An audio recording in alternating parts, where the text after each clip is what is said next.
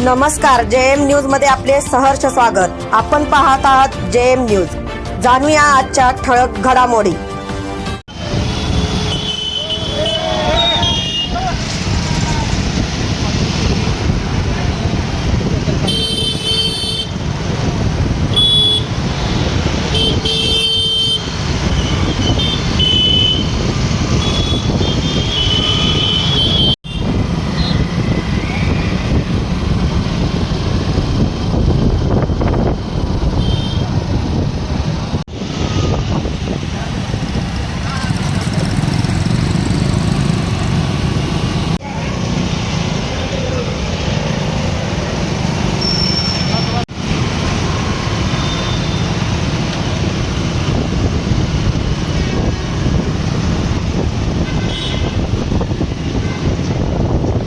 चावला देख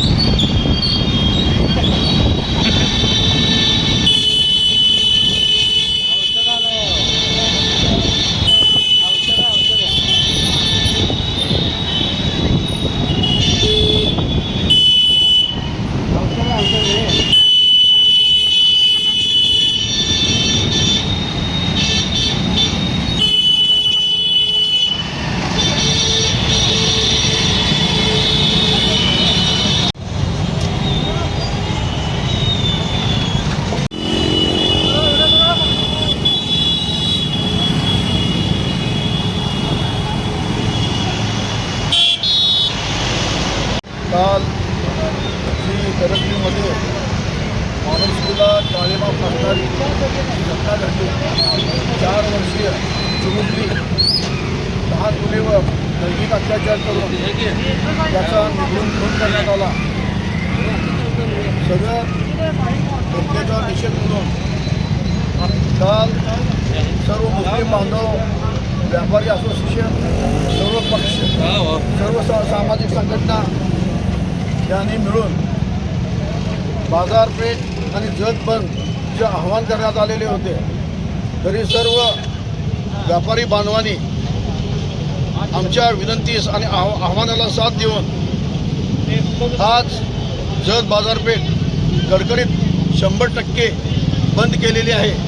त्यामुळे त्यांचं मी सगळ्यांचं अभिनंदन करतो. आणि असंच आज दुपारी 2 वाजता शाही मशिदीपासून भव्य मोर्चा निघणार आहे. त्यात सर्व पक्ष, सर्व व्यापारी, सर्व सामाजिक संघटना यांनी या मोर्चात सहभाग घ्यायचा आहे. आणि या नराधमाला कठोरात कठोर शिक्षा मिळावी. आरोपीस जसं पोलिसांनी एन्काउंटर करून मारलं त्याप्रमाणे याचं एन्काउंटर करावं किंवा याला भर चौकात गोळ्या घालून मारावं. हा हरामखोर शिक्षेस म्हणजे असं कृत्य केलेलं आहे की त्याचे तुकडे तुकडे करून त्याचं टाकलं तर पण त्या मुलीला न्याय मिळणार नाही. त्यामुळे आम्ही परत एकदा सर्वांना आवाहन करतो की जसं आपण आमच्या विनंतीस मान देऊन जत बंद केला त्याप्रमाणे सर्वजण 2 वाजता शाही मशिदीजवळ जमावे आणि जो भव्य मोर्चा प्रांत कार्यालयापर्यंत जाणार आहे त्यात सामील व्हावं अशी मी परत एकदा विनंती करतो.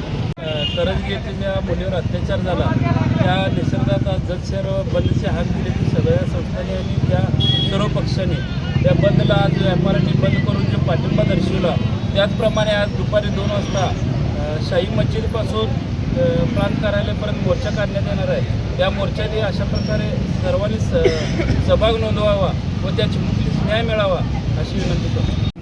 करंजकीमध्ये जो प्रकार घडला आहे जो प्रकार महाराष्ट्राच्या इतिहासाला काळिमा फासणारी घटना आहे. यामध्ये सर्व जाती धर्माच्या लोकांनी खरं तर जत तालुका हा पहिल्यापासून जात धर्म पंथ न मानता गुण्यागोविंदांना नांदणारा हा जत तालुका आहे. हा इतिहास आहे. खरं तर सर्व जत शहरातील बांधवांनी हा 1 दिवसीय संप पुकारलेला आहे, बंद पुकारलेला आहे. त्या बंदला शहरातील व्यापारी बांधवांनी व सर्व दुकानदारांनी मोठ्या प्रमाणात त्या बंदला